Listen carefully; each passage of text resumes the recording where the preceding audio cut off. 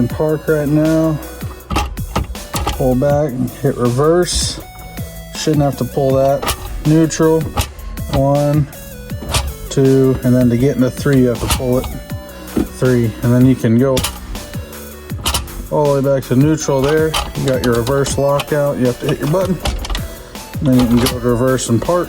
On the trans brake, launch, pull second, and it will stop and not let you go skip second to third. And then you got to grab this to go third.